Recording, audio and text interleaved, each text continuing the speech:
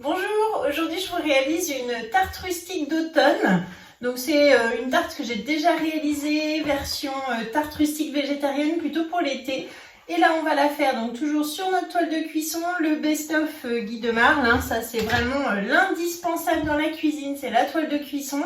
Et là je vous montre la tarte rustique d'automne avec donc butternut et potimarron. C'est parti! La toile de cuisson est posée sur la plaque alu. On aura besoin de la mandoline compacte avec le gant anti-coupure, le grand couteau, le petit bol à micro-ondes avec la cuillère magique, le grand cul de poule, des spatules, le pichet verseur. Pour les ingrédients, il faut de la farine de châtaigne, de la farine de blé, du parmesan, de l'huile d'olive, du sel, des graines de sésame, du piment d'Espelette, un œuf, de l'eau. Pour les légumes, nous allons prendre du butternut, du potimarron, un oignon. Et pour la garniture, il nous faudra également du fromage blanc ou du fromage de chèvre frais, des herbes, du basilic, du sel, du poivre et de l'huile d'olive. Donc pour commencer, on prend le fouet. On va mettre 90 g de farine T55, donc farine de blé. Ensuite, j'ajoute 90 g de farine de châtaigne. Donc là, on a déjà notre petit goût d'automne qui arrive. Ensuite, j'ajoute 15 g de parmesan. Et on va mettre à peu près 10 g de graines de sésame. Donc voilà, je les mets comme ceci. Et donc avec mon fouet, je tamise pour bien mélanger les poudres. Ensuite, je prends le pichet avec la cuillère magique. Je vais casser un œuf entier.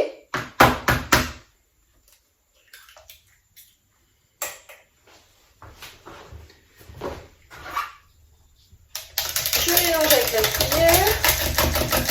J'ajoute 70 g d'eau. 30 g d'huile d'olive.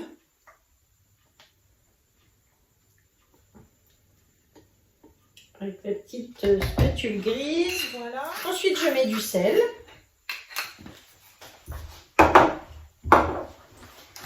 Et je mélange de nouveau avec la cuillère. J'assaisonne avec du piment d'Espelette.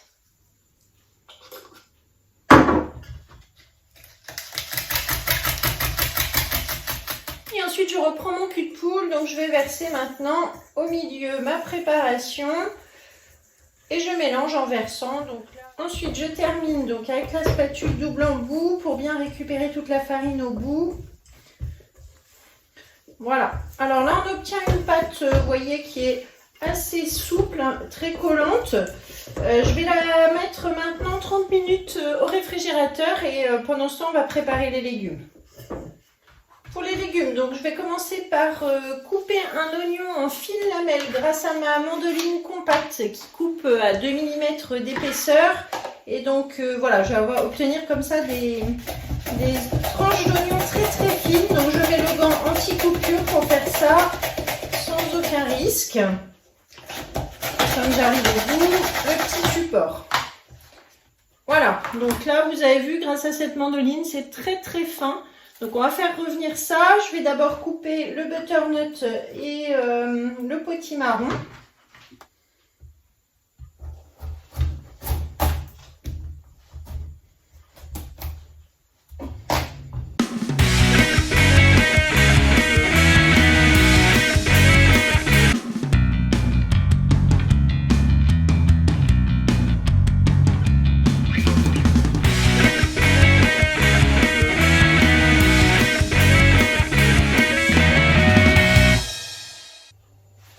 Donc là, j'ai épluché mon butternut, il y en a 500 g et le potimarron, il y en a 600 g.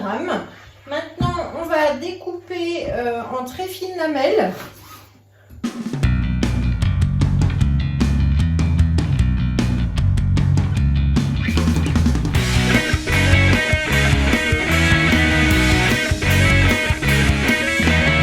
Voilà, donc là, j'ai préparé mes légumes. Je vais les mettre maintenant de côté. Il me reste du potimarron, du butternut que je vais mettre maintenant sous vide pour pouvoir les consommer la semaine prochaine en gratin, en soupe, peu importe, on verra. Les oignons sont en train de revenir et ensuite on va s'occuper de la garniture. Je prends donc 200 g de fromage blanc. Vous pouvez utiliser du skyr, du fromage de chèvre frais, c'est très bon aussi. Et on va l'assaisonner avec du sel, du piment d'Espelette, des herbes de Provence, de l'ail semoule,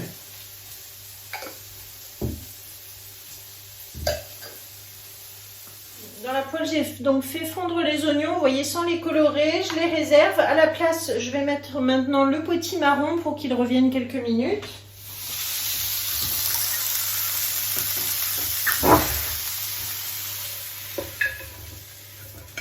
Voilà pour le potimarron, je vais faire la même chose avec le butternut.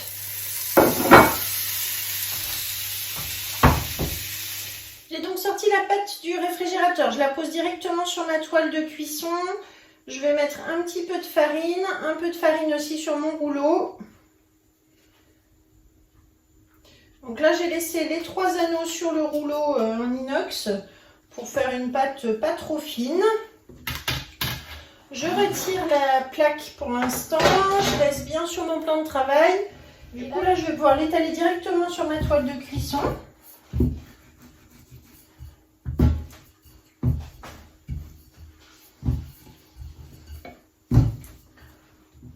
J'ai retiré les anneaux maintenant pour la faire un petit peu plus large de la taille de ma toile.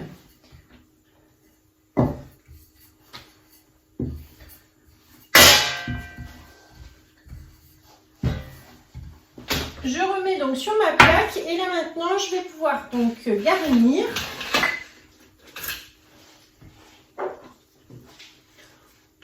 On va commencer par le fromage blanc aux herbes.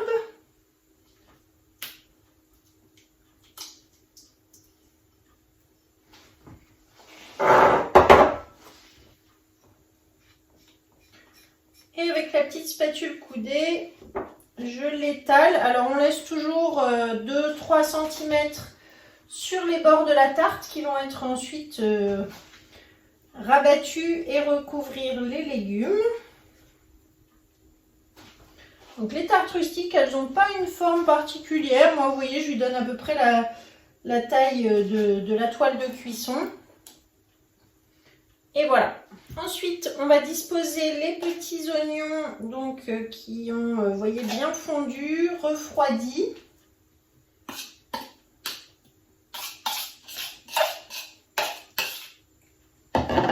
Là, j'avais pris un oignon rose. Si vous voulez prendre un oignon rouge, c'est sympa aussi. Ça donne un petit peu de couleur. Ensuite, je vais disposer mes légumes. Donc on va faire des rangées comme ça avec les tranches déjà de butternut.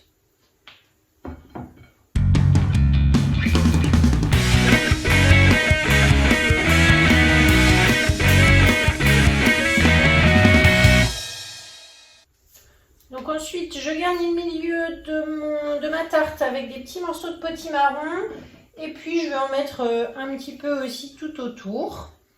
Voilà, des tout petits morceaux plus fins que les tranches qu'on avait faites de butternut.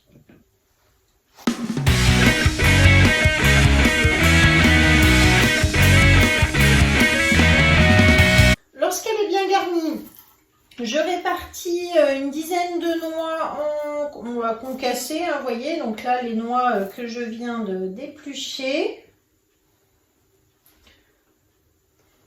On pourrait ajouter du bleu, on peut ajouter des champignons aussi si vous aimez, là c'est la période des champignons l'automne, donc n'hésitez pas aussi à rajouter des petites lamelles de champignons.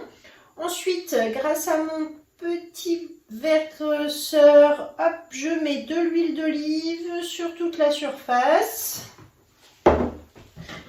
Et enfin, je vais ciseler du basilic. Il y a encore du basilic dans le jardin, donc j'en profite. On va mettre un peu de couleur, un peu de vert.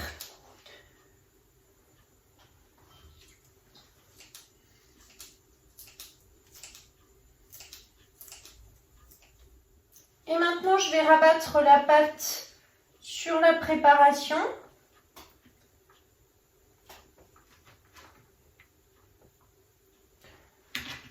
donner donc cet aspect de tarte rustique.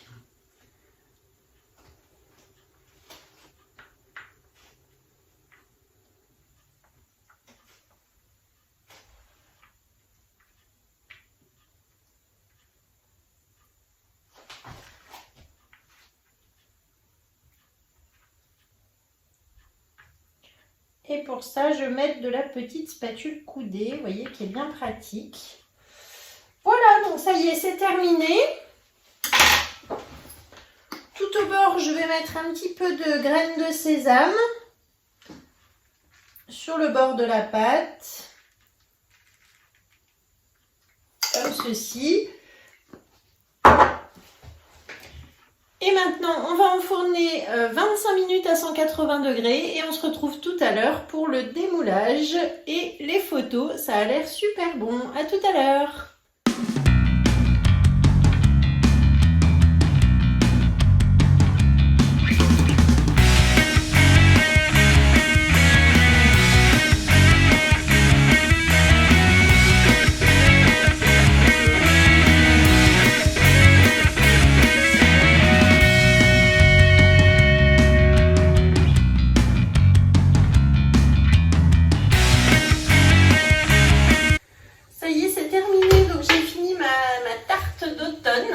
Voilà, donc je vous mets la recette sur le Club Guy de Mar. Vous allez la trouver ici avec la petite flèche comme ça dans la description de la vidéo.